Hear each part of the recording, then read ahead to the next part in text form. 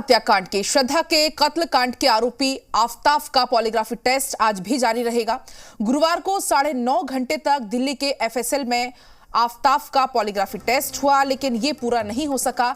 Polygraphy test से पहले आफताब का मनोवैज्ञानिक विश्लेषण किया गया और इसके जरिए आफताब के ब्रेन मैपिंग की गई।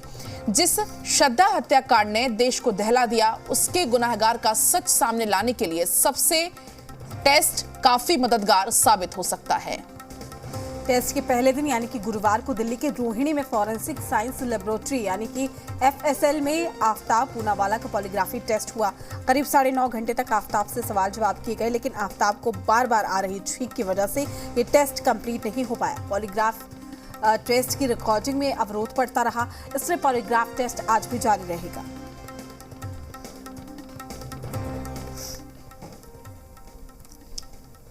श्रद्धा मर्डर मामले पर ये सिर्फ 10 जर्सी गायों के साथ हर साल 18 लाख कमा रहे हैं।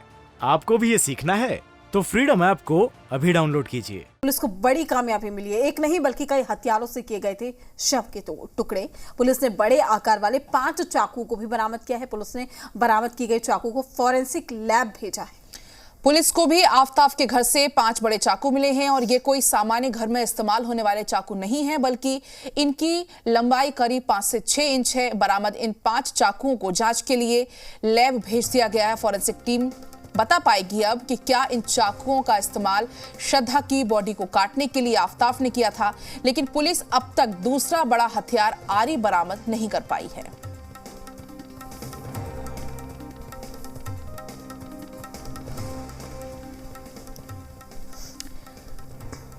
श्रद्धा केस में मर्डर मिस्ट्री सुलझती नजर नहीं आ रही है। जहां एक और दिल्ली पुलिस हथियारों, श्रद्धा के शव के टुकड़ों की तलाश के लिए दिल्ली एनसीआर का कोना कोना तलाश कर रही है, तो वहीं श्रद्धा के मोबाइल फोन का पता लगाने के लिए मुंबई तक भी पुलिस दौड़ रही है।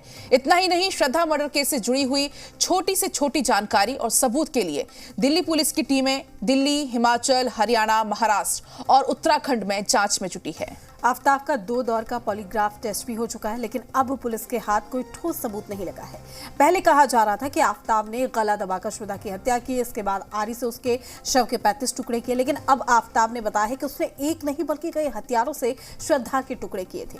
उधर पुलिस को भी आफताब के घर से 5 बड़े चाकू बरामद हुए।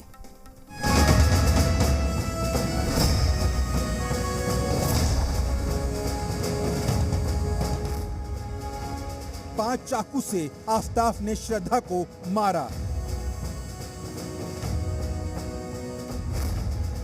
एक आरी, 5 चाकू से श्रद्धा के 35 टुकड़े। 5 चाकुओं की जांच में फंसेगा आफताब। श्रद्धा का कातिल आफताब बेरहम है, जल्लाद है। अपनी लिव इन पार्टनर श्रद्धा की हत्या करने वाला आफताब न सिर्फ श्रद्धा के शव के टुकड़े टुकड़े किए, बल्कि उसके भरोसे और प्यार के भी 35 टुकड़े कर दिए थे।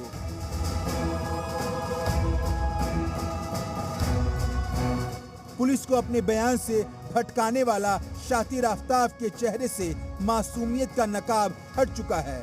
पॉलीग्राफी टेस्ट में हत्यारा न सिर्फ सच बोल रहा है, बल्कि जहन में छिपे राज का पर्दाफाश भी कर रहा है। दरअसल पॉलीग्राफिक टेस्ट से गुजरने के दौरान आफताब ने दिल्ली पुलिस को कुछ अहम जानकारी दी है, जिसके मुताबिक जल्लाद आफताब ने श्रद्धा के शव को ठिकाने लगाने के लिए जिन जिन हथियारों का इस्तेमाल किया था, उसमें से कुछ हथियार पुलिस ने बरामद कर लिए हैं।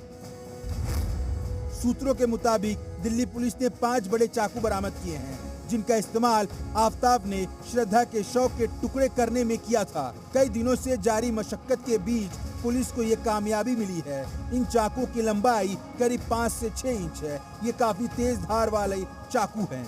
इन चाकू का आकार घर के किचन में इस्तेमाल किए जाने वाले चाकू से काफी बड़ा है। हालांकि पुलिस ने अभी इस बात का खुलासा नहीं किया है कि ये हथियार कहां से मिले। आरोपी आफताब ने पुलिस को बताया कि श्रद्धा के शव के टुकड़े करने के लिए आरी और बड़े चाकू का इस्तेमाल किया था। सूत्रों के मुताबिक पुलिस को अब भी उस आरी की तलाश है जिसमें श्रद्धा के शव काटने की बात आफताब ने पुलिस से पूछताछ में मानी थी। जांच अधिकारी अब भी ये जानने की कोशिश कर रहे हैं कि आफताब ने वो आरी कहां छुपाई या फेंकी। श्रद्धा मर्डर केस के सबूत की तलाश में पुलिस दिल्ली से मुंबई तक छानबीन कर रही है। इसी सिलसिले में दिल्ली पुलिस की एक टीम मुंबई के पास भयंदर में समंदर में उतरी।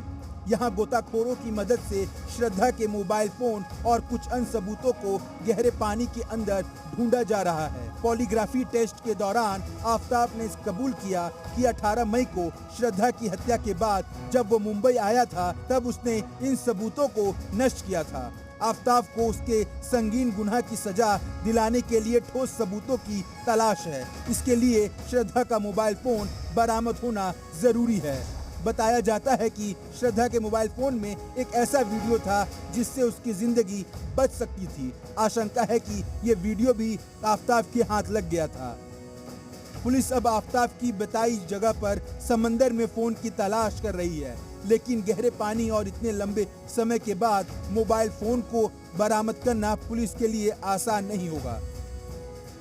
श्रद्धा मर्डर केस में पुलिस ने अब तक जिन धाराओं में केस दर्ज किया है वो है धारा 365 अपहरण, धारा 302 मर्डर और धारा 201 सबूत मिटाना। सूत्रों के मुताबिक अब पुलिस सेक्शन 120B यानी आपराधिक साजिश की धारा भी जोड़ सकती है। हालांकि आफताब ने पूछताछ में दावा किया है कि उसने हीट ऑफ द मोमेंट यानी तत्कालीन आवेश में आकर श्रद्धा की हत्या की। हालांकि दिल्ली पुलिस ने इस केस में अब तक 17 लोगों के बयान दर्ज किए हैं, जिनके आधार पर पुलिस को आफताब के दावों पर यकीन नहीं हो रहा है। ऐसा इसलिए भी है क्योंकि हत्या से पहले भी कातिल आफताब श्रद्धा के साथ बेरहमी से पेश आता था, उसके साथ मारपीट किया करता था। इतना नहीं, आफताब पहले भी श्रद्धा को टुकड़े टुकड़े कर देने की धमकी दे चुका था। ऐसे में आफताब की हिस्ट्री न सिर्फ आपराधिक साजिश की ओर इशारा कर रही है, बल्कि आफताब की मानसिकता से भी साबित हो जाता है कि वो श्रद्धा को पहले से ही अपने रास्ते से हटाना चाहता था। ब्यूरो रिपोर्ट, जी मीडिया।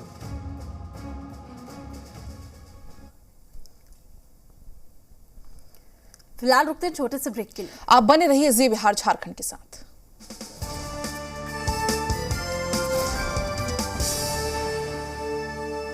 ये सिर्फ 10 जर्सी गायों के साथ हर साल 18 लाख कमा रहे हैं।